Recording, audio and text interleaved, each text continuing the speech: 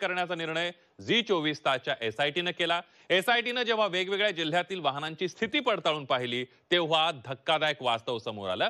भंडारा जिल्ह्यात चारचाकी वाहनांच्या यादीमध्ये चक्क दुचाकीच्या क्रमांकाचा समावेश करण्यात आला। याहून धक्कादायक बाब म्हणजे अस्तित्वात नसलेली वाहनं सुद्धा या यादीत टाकण्यात आली आहेत। नेमका भंडाऱ्यामध्ये या आरोग्य विभागाच्या कंत्राटी वाहनांमध्ये कसा गोलमाल होता बघूयात।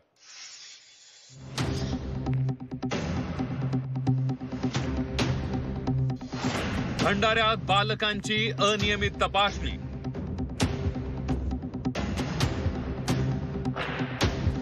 चारचाकी वाहनांच्या यादीत स्कूटींचा नंबर। एका वाहनाचा नंबरच अस्तित्वात नाही। झी 24 तासनं वाहन पुरवठादाराचा घोटाळा बाहेर काढल्यानंतर ठेकेदाराच्या कामाचा रियालिटी चेक करण्याचा निर्णय घेतला। झी 24 तासनं राज्यभरातील 35 जिल्ह्यात ठेकेदाराची वाहनं तैनात आहेत का याची परिस्थिती जाणून घेण्याचा निर्णय घेतला। वाहन पुरवठ्याच्या कंत्राटाचा पंचनामा झी 24 तासच्या इन्व्हेस्टिगेशन टीमनं केलाय।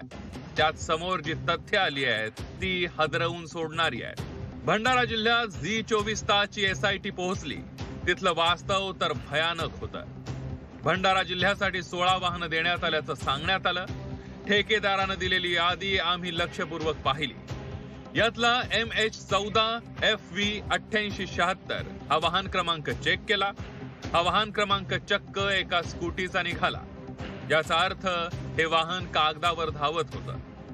दुसरा एक वाहन क्रमांक आमच्या नजरेतून सुटला नाही।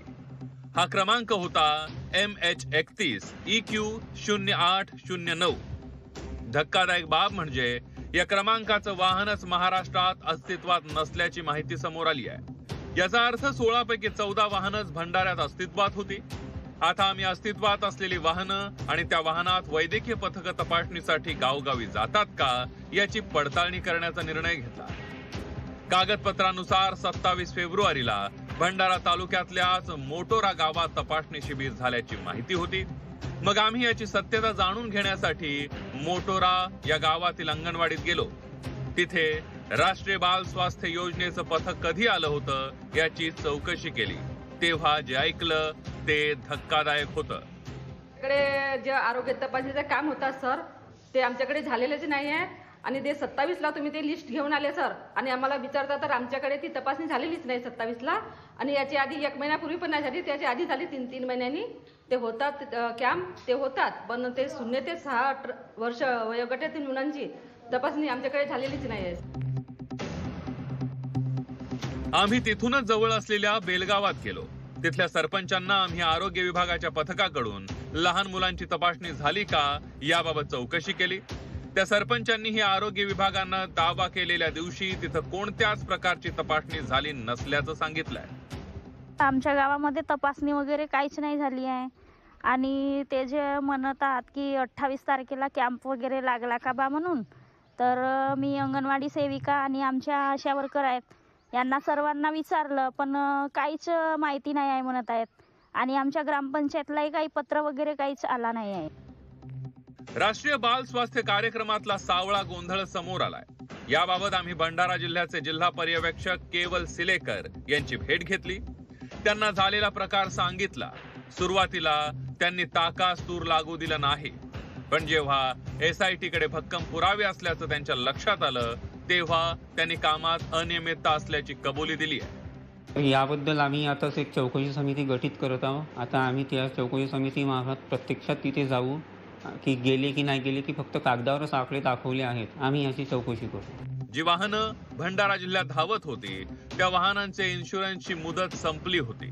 शिवाय त्या वाहनांचं फिटनेस सर्टिफिकेट सुद्धा नव्हतं। याबाबत एसआयटीनं पर्यवेक्षकांना विचारलं असता त्यानं ठेकेदाराकडे बोट दाखवलं। गाड्यांचे व्हेकलचे जे डॉक्युमेंट्स आहेत ज्यांना टेंडर गेला आहे आम्ही त्यांना पुष्कळ वेळा मागतोय पण ते जनरली गाड्यांचे डॉक्युमेंट्स आमच्यापर्यंत देत नाही। वाहनं जुनी कशी याची चौकशी केली असता आणखी एक धक्कादायक माहिती समोर आली। भंडारा जिल्ह्यात जी वाहनं धावत होती ती वाहनं 2019 साली कंत्राट घेतलेल्या जुन्या ठेकेदाराची असल्याची माहिती समोर आली आहे। नव्या ठेकेदाराची वाहनं जोपर्यंत येत नाहीत तोपर्यंत जुनीच वाहनं वापरात असल्याची माहिती समोर आली आहे। ही गोष्ट सत्य आहे की गाड्याचे जे आहेत आणि जनरली गाड्याचं 2019 यांचं टेंडर आहे झालेलं आहे. नवीन टेंडर पण झालं होतं, स्टेटवरनंच झालं होतं. 1 एप्रिलपासून त्यांचं गाड्या पुरवण्याचं आपल्याला पत्र पण आलं होतं. पण ऑल महाराष्ट्र लेवलवर कोणीच त्या रेटमध्ये गाड्या लावायला तयारच नाही.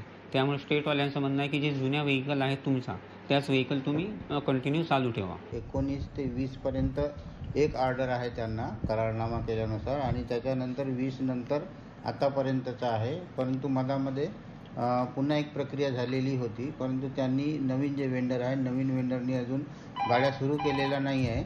जुन्या वेंडरच्याच गाड्या सुरू आहेत आणि त्या 16 गाड्या सुरू आहेत. भंडाऱ्याच्या जिल्हा शल्य चिकित्सकांना आम्ही सावळा गोंधळाचे पुरावे दाखवले. राष्ट्रीय बाल आरोग्य अभियानात कागदावर धावणाऱ्या वाहनांचे नंबर्स दिले. झालेल्या प्रकाराची चौकशी करण्याचे त्यांनी कबूल केलं, पण ही सगळी चूक ठेकेदाराची असल्याचं सांगत त्यांनी जबाबदारी झटकण्याचा प्रयत्न केला. आता मी त्याची चौकशी लावणार आहे.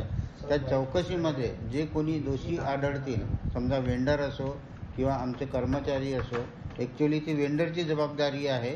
त्यांची गाडी समजा खराब झाली काही कारणास्तव, तर त्यांना दुसरी गाडी रिप्लेसमेंट करायची आहे आणि ती पहिले डिस्ट्रिक्टला कळवायची आहे आणि नंतर वरिष्ठांना कळवायची आहे. त्यांनी तसं कळवलं नाही आहे आणि त्याच्यामध्ये त्यांनी चुकी केली असेल तर निश्चितच त्याच्यावरती कारवाई होणे अपेक्षित आहे. भंडारा जिल्ह्याचा विचार केला तर तिथं राष्ट्रीय बाल आरोग्य विभागाच्या मोहिमेचा फज्जाच उडालाय. ठेकेदारानं तर गोंधळच घातलाय.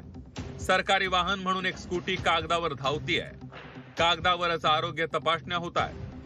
भंडाऱ्यात तर ही मोहीमच फसल्यासारखी स्थिती आहे. भंडाऱ्याहून प्रवीण तांडेकर सह ज्ञानेश सावंत, झी 24 तास, मुंबई.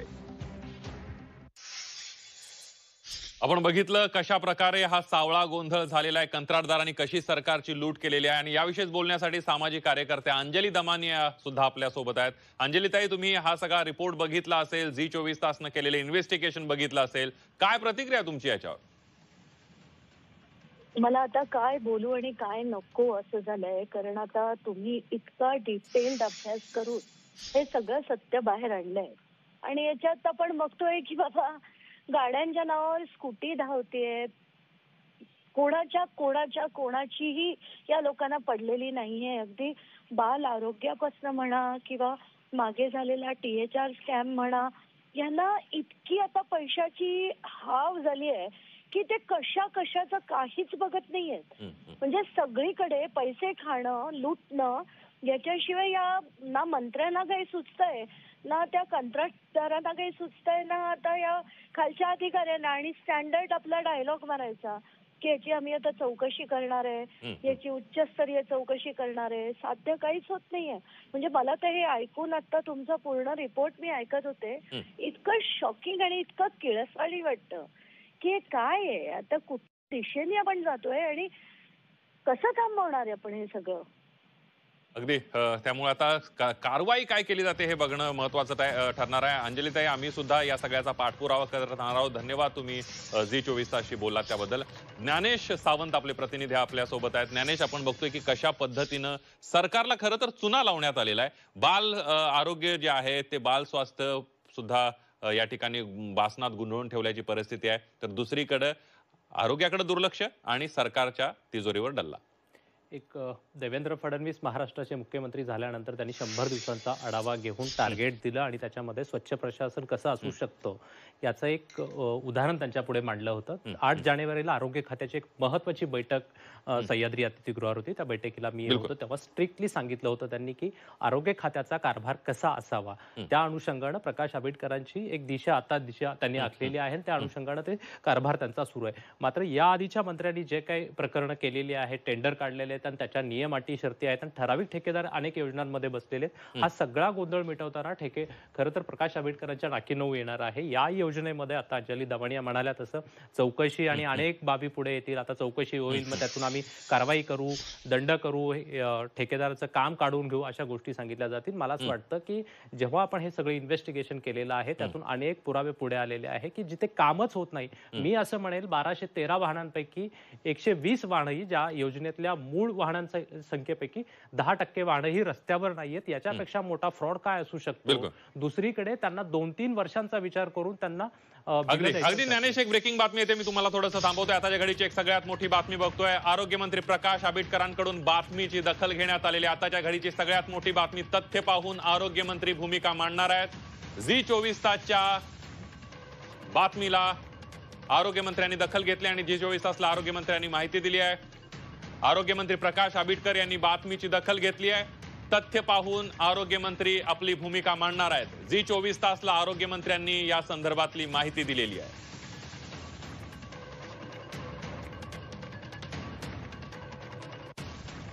आपण बघतोय आपल्या बातमीची आरोग्यमंत्र्यांनी सुद्धा दखल घेतली. त्यातली तथ्य तपासतील, कशा पद्धतीनं हा सगळा घोटाळा झालाय.